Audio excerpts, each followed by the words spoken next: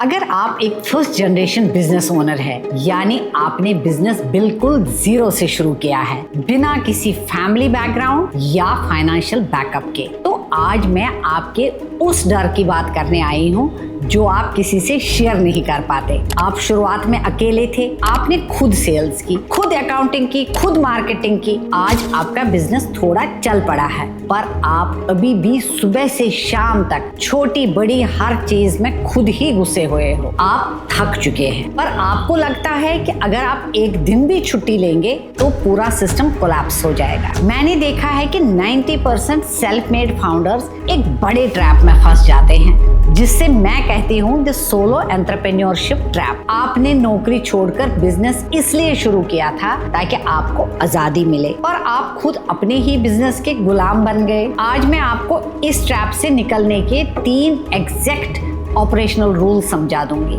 Rule number 1, kill this single man army ego.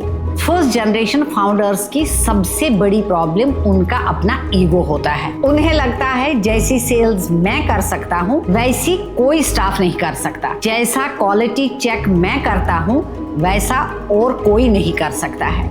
ये सच भी है, क्योंकि बिजनेस आपका बच्चा जैसा है, आपके जितना कंसर्न और कोई नहीं लेगा। लेकिन एक बात नोट कर दीजिए, जब तक आप इस माइंडसेट के साथ जियोगे आपका बिजनेस कभी स्केल नहीं हो पाएगा। अगर आप हर वक्त बिजनेस के अंदर घुसकर काम करोगे तो बिजनेस के ऊपर बैठकर उसकी ग्रोथ के बारे में कब सोचोगे। मेरा ग्राउंड एक्सपीरियंस यही सिखाता है। पहले दिन से परफेक्ट हायर ढूंढना बंद कीजिए। किसी 70% कॉम्पिटेंट बंदे को पकड़िए, उससे ट्रेन कीजिए और छोटे मोटे टास्क डेलीगेट करना शुरू कर दीजिए। अपनी एनर्जी को छोटे कामों से बचाकर सिर्फ हाई वैल्यू स्ट्रैटेजी पर लगा दीजिए। Rule number 2, build a bullet proof capital runway. जो नेक्स्ट जन ओनर्स होते हैं उनके पास परिवार का एक सेफ्टी नेट होता है। अगर उसका नया एक्सपेरिमेंट फेल भी हो जाता है तो पुराना बिजनेस उन्हें संभाल लेता है। लेकिन एक फर्स्ट जन फाउंडर के पास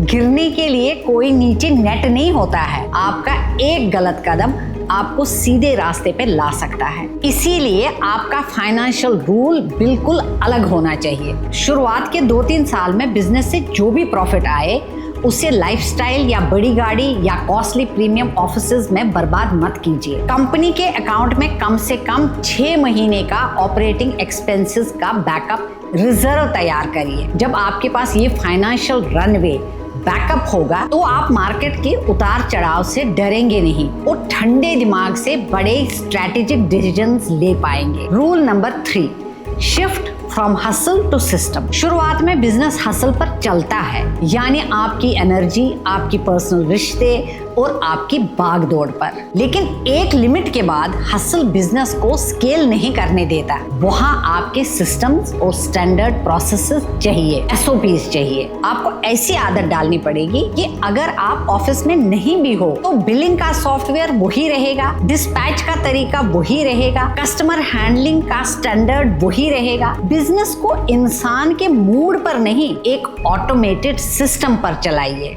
मेरा तजुर्बा यही कहता है कि हसल से आप एक दुकान तो चला सकते हैं, पर एक बढ़ता हुआ एम्पायर सिर्फ सिस्टम से ही खड़ा होता है। अपने बिजनेस को एक इंडिविजुअल से आजाद करके एक ऑटोमेटेड मशीन बनाइए। भाई लोग, ये बात क्लियरली समझ लो, जीरो से शुरू करने पर एक बिजनेस खड़ा करना कोई आसान खेल नहीं है। इसके लिए एक अलग कुआं रोज खोदना पड़ता है, और 2026 का ये दौर सेल्फ मेड फाउंडर्स के लिए सबसे बेहतरीन दौर है, प्रोवाइडेड आपको सही ऑपरेशनल फ्रेमवर्क्स और स्केलिंग मेथड्स का पता हो। अगर आपको इस वीडियो से कुछ वैल्यू मिला तो वीडियो को लाइक करिए और चैनल को सब्सक्राइब करना नहीं भूलिए। मिलते हैं ऐसे ही और इंफॉर्मेटिव वीडियोस में।